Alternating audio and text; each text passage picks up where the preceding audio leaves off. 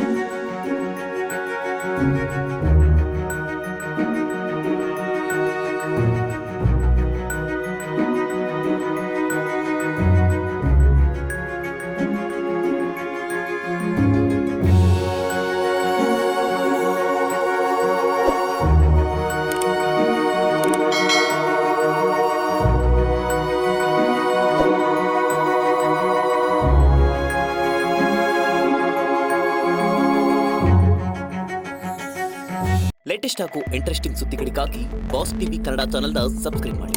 ಹಾಗೆಯೇ bell icon press ಮಾಡಿ. ಇದರ ಜೊತೆಗೆ ಫೇಸ್ಬುಕ್, ಇನ್ಸ್ಟಾಗ್ರಾಮ್, ಎಕ್ಸ್ನಲ್ಲೂ ಮಿಸ್ ಮಾಡದೆ ಫಾಲೋ ಮಾಡಿ.